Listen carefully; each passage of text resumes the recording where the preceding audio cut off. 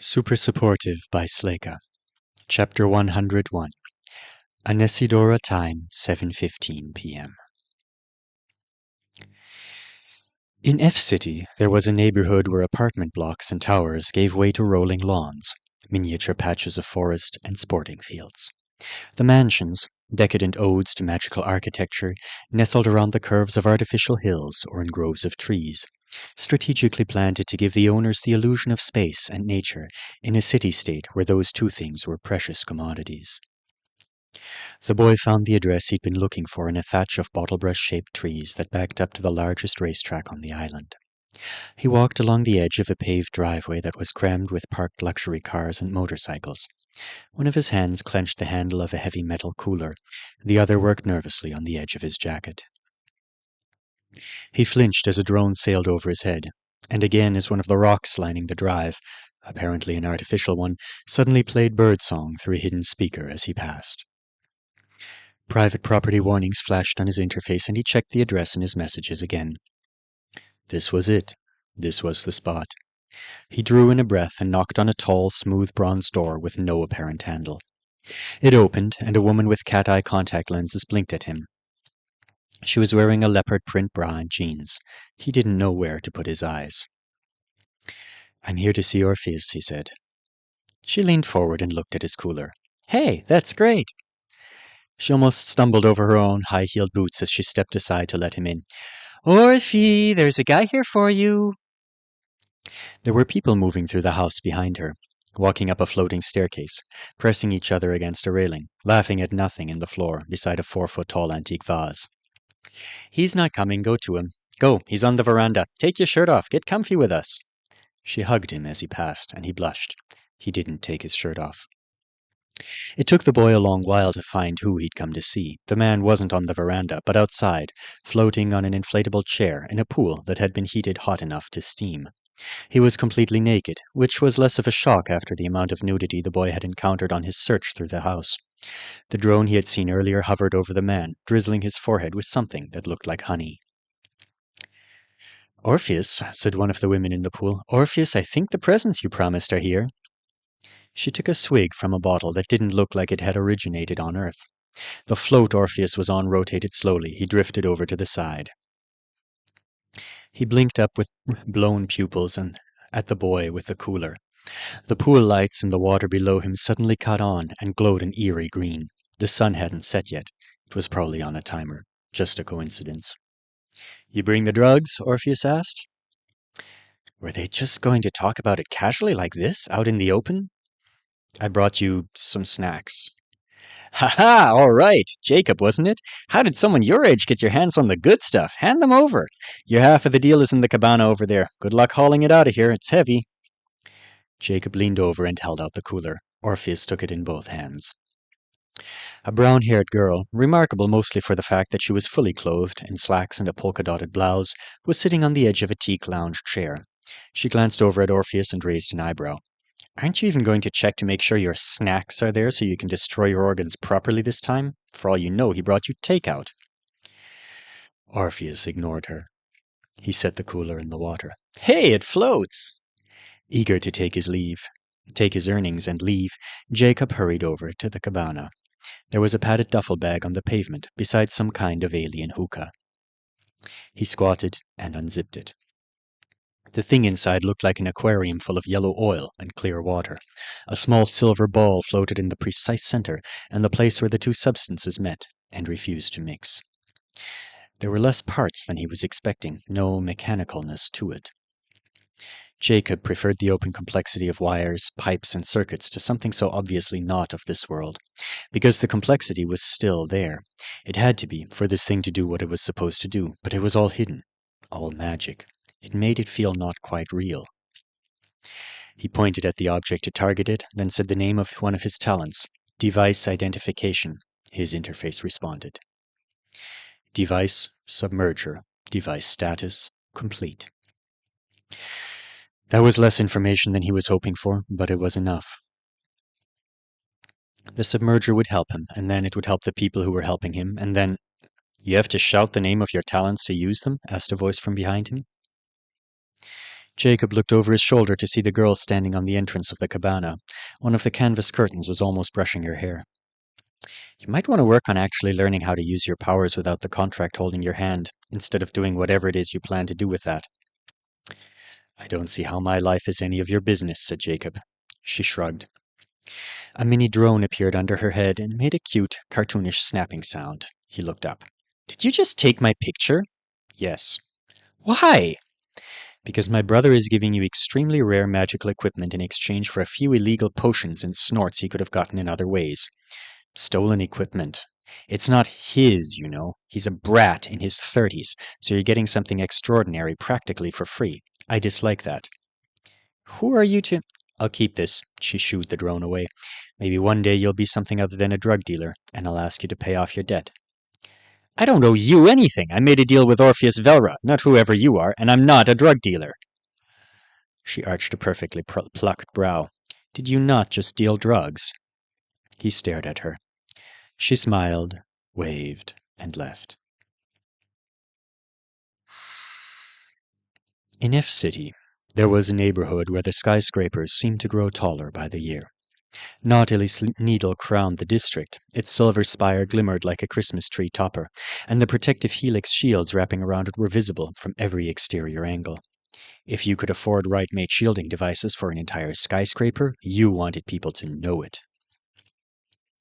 At 7:15, the Karaage restaurant at the base of the Needle was in the middle of its dinner rush.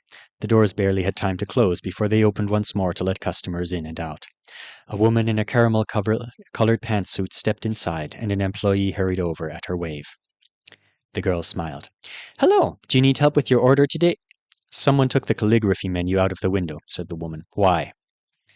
Ma'am? The girl asked in an uncertain voice. The woman tucked a strand of graying brown hair behind her ear and sighed. It goes there. It's the perfect piece for that spot. Put it back. I think a customer complained about it blocking the view. Don't cater to outliers. This is a business.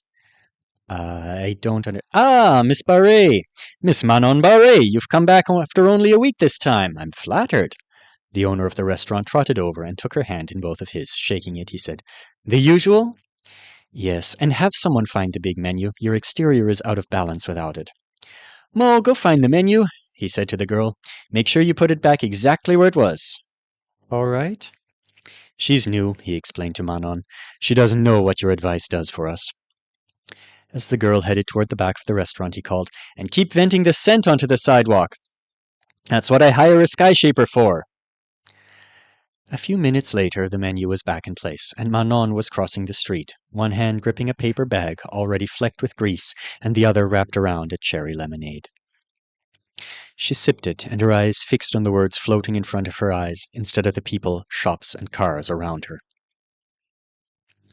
Of course, there's nothing to worry about, dear. It's only a hiccup. I always pay my debts. That, and only that. To make matters worse, Manon couldn't risk bothering the sender more than she already had. Even after all this time, she had so little power in this relationship, so little ability to make sure she wasn't cheated out of what she'd been promised all those years ago. Some people were just too high above her for her to even bother trying. Fucking S-ranks, she whispered. It had been months since she'd sworn. That bitch of a university student, Tiqual, she had interfered in a system of carefully orchestrated relationships that had been running smoothly for years, just because she was eager to impress her instructors. Wizards grew more tedious the older Manon got. Everything grew more tedious the older Manon got. Like the personal rule about swearing. She'd decided 30 years ago that it didn't fit her image. Image mattered. Everything mattered for a C. They were the most common rank. Most people were comforted by it. A C rank was never alone, never the weakest, never the strongest. Anesidora's everyman. She couldn't understand how everyone around her could be so content with their own mediocrity, but they were. Most humans didn't really want glory, despite what they said. They wanted comfort, and they wanted to fit in. Not that she would complain about that. Fitting people into places that made them feel so comfortable they never wanted to leave was her specialty. On the way up to her apartment, she scanned her contact list. It was different than most. She used it for brainstorming. Hundreds of groups were listed, each of them combinations of personalities she thought could be managed in specific ways. These were her pride and joy. They were what made Manon Barre more than a C-rank interior decorator. They were the proof that she was not content with mediocrity. Every personality group was a custom, moldable piece that would make it easier to complete large puzzles. The boater alone was divided into dozens of possible arrangements. Naya and Chris, the youngest, most attractive member of the boater, and the sweet, awkward man who couldn't help but notice those things. If she invited just the two of them over, said the right things, served the right amount of wine, reprioritized their thoughts just a little, they would almost definitely go to Chris's apartment after they left and have sex. Naya would be embarrassed and confide in Manon. Chris would be smitten and confide in Manon. Afterward, they would both become even more subject to influence.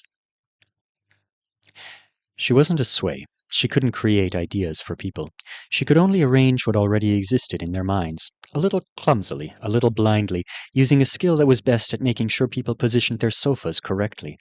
In-group passions were powerful and easy to understand, but Chris would be hard to patch up afterwards. It was the only reason she hadn't molded that piece yet.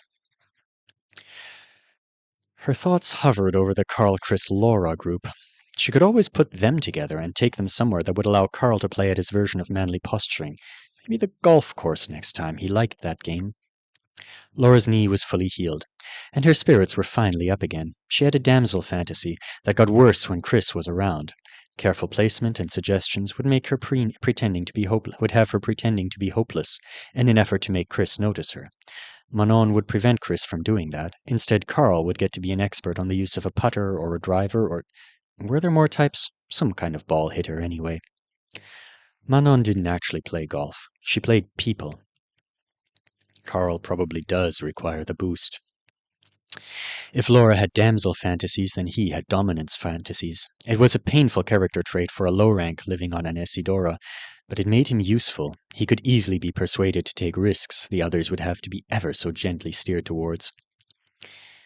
He could also become easily enraged about things that less chronically frustrated people would ignore, which was more troublesome. The memory of the last time she'd almost lost control of him made her glance at another trio. Naya, Alden, Carl. A piece she'd imagined at Leafsong. It was more of a half-baked, last-ditch emergency scheme than a real plan. The boy was a terrible target for her powers. He'd been doing private work for an unusually invested professor. And apart from that, teenagers changed all the time. Their bodies flooded them with hormones. Their immature brains gave them unpredictable notions. Every day they encountered ideas and experiences that were completely novel to them, simply because they hadn't lived long enough to notice them before.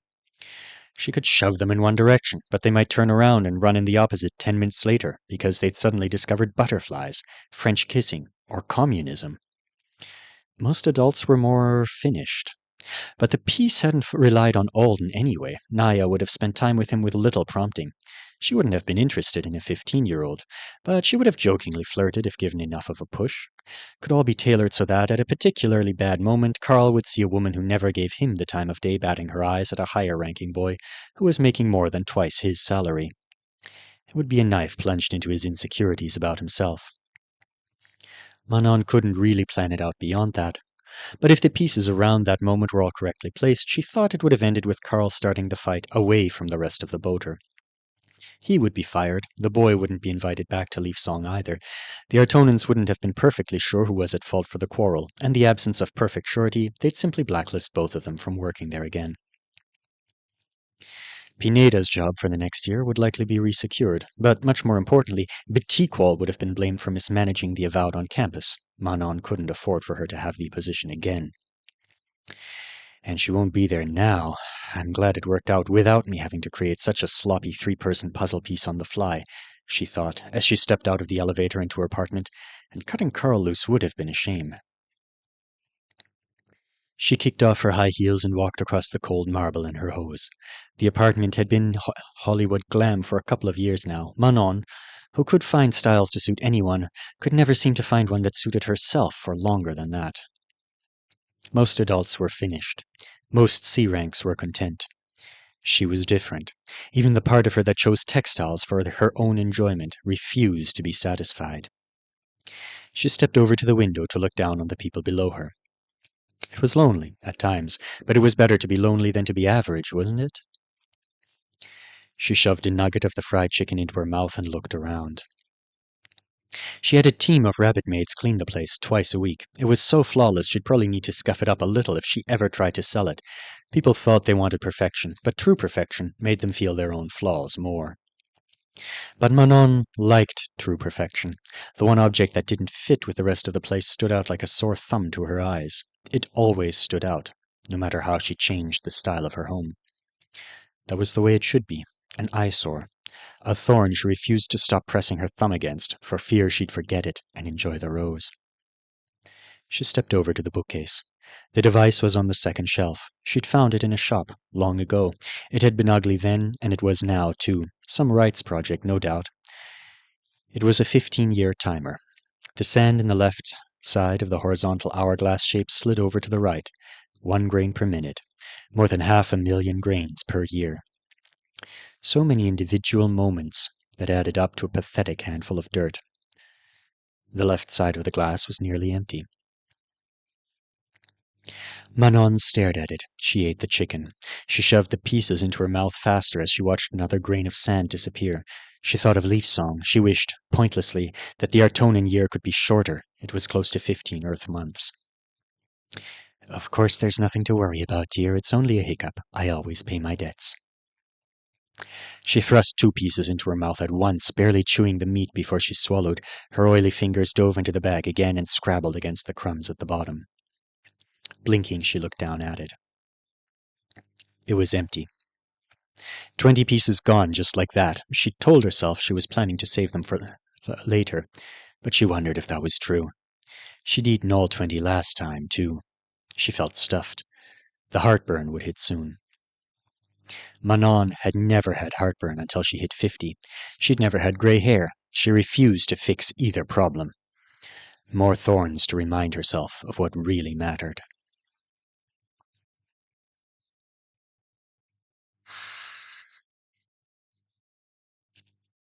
Every few days, one of Kivby's new instructors took her by ship to the other side of Moon Thagund, to Chyclo, the only populated city of significant size. There they forced her to interact with other children for her well-being. Officially, the trips were for her to have fun. But she had much more fun in the travel dome, examining Rororo's feather structures and sticking her head into the back of Kra'a'a's mouth to see where the amazing serrated lash of his tongue was stored when it was not fully extended. These were, her honored instructors and Knight Ali's Art agreed, educational pursuits. However, for some reason they did not consider them to be sufficient to her socialization. The Quaternary said that her intellectual abilities and her background meant she needed to spend more time with other young Artonans rather than less.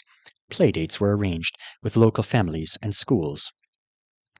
The events weren't terrible, but the first couple had gone strangely. Hopcatch had always been a good game when she played it with her sister. It had been a good game when she played it with Alden, too, though, of course, his size meant he'd had to bounce with just 1 foot and catch with just 1 hand to make it fun and fair for both of them. When she played it with the children in Chyclo, she always won. After she realized that they were letting her win at a game she wasn't particularly good at, she couldn't even trust her victories in games where she probably was superior. Of course, she could answer trivia questions faster than a class full of her peers, but what if there was someone who could compete with her, and they were staying silent, because it was now clear that she would one day bear the responsibilities and receive the dignities of the wizard class? Before there had been doubt. Distinguished Master Rodin, who would remain distinguished in her mind no matter what terrible misunderstandings had led to the removal of his higher title, had not truly yielded to her ambitions, yet. He'd been warming up to the idea. She would have convinced him, and earned real approval soon. But then he'd been sent away. Now Alden, a brave and honorable avowed, had told Knight Ali's Art that he believed Kivby had the makings of a true wizard. Even if Knight Ali's Art didn't know that Alden himself had embarked on the path of higher onus, she respected his opinion, as was natural. Kivby was still somewhat perplexed about the fact that the avowed couldn't sense their authority. Avowed were important people. They performed magic. Distinguished Master Rodin had always treated them like friends on the occasion when he summoned one to the lab. She'd been confident she understood, so she'd never checked her assumptions. How embarrassing. almost as embarrassing as her excitement at winning that first game of hopcatch, before she realized the others were yielding to her. I don't think they enjoy playing with me, she had informed instructor Dalat Orni after they walked away from the school that had been the location of their second social adventure. I think they are nervous around me. The instructor had looked down at her and smiled. It does seem so, doesn't it? Don't give it both halves of your attention. They are only afraid because they rarely deal with wizards who are even deserving of the name here. Thagant has been a small place for quite some time. On the mother, the children of your birth class will not be nervous in your presence. They will often expect more of you, and because of that, it will not occur to most of them that letting you win a game would be anything but an insult. In fact, many of them will be deeply disappointed in you whenever you lose. That sounds bad, too. It is the way of things. Through our efforts, may the way grow closer to perfection. Through our efforts, Kivby repeated. Perhaps you wish to suggest an effort that would make your social hours more enjoyable for everyone, the instructor prompted gently. Oh, was this a lesson? The right answer was probably not that social hours would be better spent testing Kraa's bite strength against various materials. I think we should plan non-competitive activities, she decided. A wise choice. Plan some and show them to me, Dalat Orni said. Consider the comfort of your age mates and yourself. Her next playdates had involved practicing formal table manners at a restaurant with the owner's children and participating in an art garden program. Those worked out much better. Magic lessons were also going well. Kivby hoped they were anyway. She was improving faster with teachers available to help, and personal advice from instructor Gwen Lore in every new video. But it wasn't proper for instructors to tell a student of her level how she compared to others. It was their job to worry over such matters in their own minds, and it was hers to devote herself fully. If she was in a proper class, with a proper partner, on the learning cushion beside her, or, even better, with Alden, she would have had some sense of relative progress. Comparing herself to the adult wizards who traveled with the quaternary didn't offer the same opportunity for understanding her abilities. She assumed her control and sensitivity remained well below normal. However, instructor Dalat Orni had begun to imply that they should work with her Aureate soon. He had almost finished correcting the flaws in the beginner's plain hand casting. Kivby hadn't been looking forward to this. She would have to reveal that she didn't have an Aureate. And they would all be confused, since she'd claimed to previously, and they'd seen it. Or they thought they had. Alden wished for his bond with an Aureate to remain private. He had told her she could tell whoever she wanted, whenever she wanted, but that was only because he was trying not to create difficulties for her. Kivby refused to make difficulties for him. She could lie and say she'd given hers to him, but that would be regarded very oddly. She had more lessons available to her now, and understood that if she'd given him her Aureate, and he travelled so far away, the distance would have severed it from her, violently. It would have destroyed the Aureate and wounded her. Kivby was not obviously wounded. How would she make that story seem reasonable? Another solution had to be found quickly, and Aureates didn't sprout up from the ground like fungus. In fact, Kivby had determined, after some consideration and study, that there were only 2 unbounded Aureates on all of Moon Thagant, and 5 more in orbit.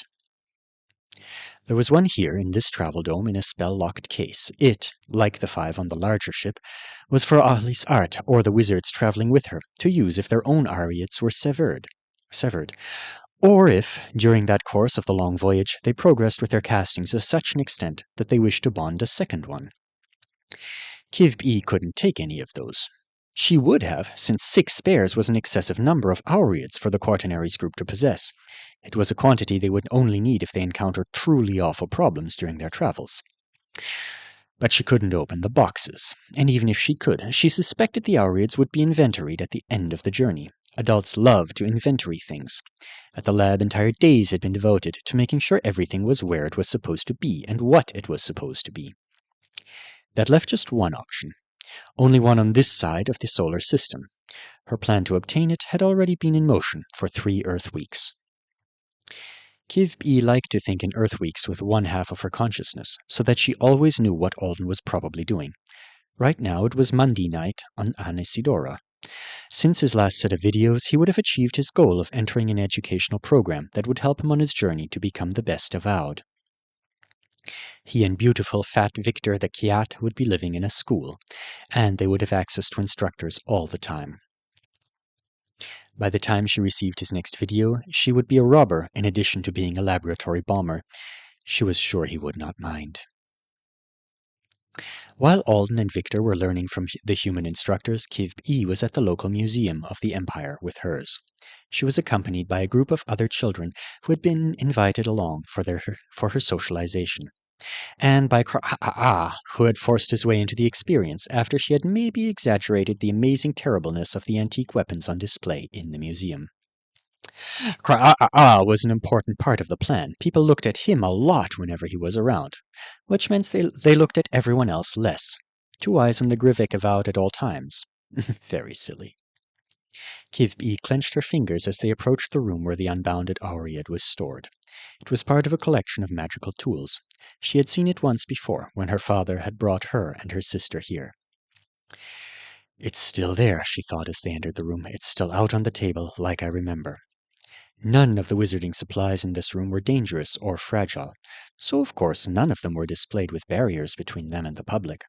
To separate objects of learning from the very people who had come to learn about them would imply all kinds of terrible things about the museum and how it viewed its visitors. Kivb felt guilty. She felt awfully guilty as her bare feet carried her closer and closer to the polished table with the white Auread on it. But after careful consideration, this was the only course of action that she thought wouldn't hurt anyone. The museum's collection would be less accurate, but that was not as serious as the worst possible outcome she could imagine.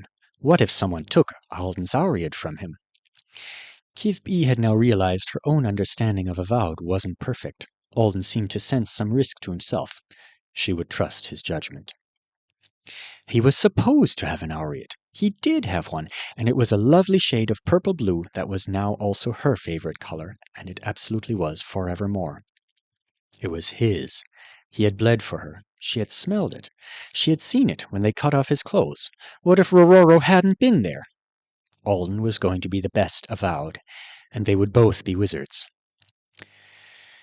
Through our efforts, may the way of things grow closer to perfection. "Oh, Kraa!" she called when she was only an arm's length away from the loop of soft white string on the table. "You should show everyone that trick you can do with your tongue." Heads and eyes turned. She took it on faith that all the heads and eyes turned. She acted. Once she had failed to take a small risk out of fear. Once she had hesitated to act.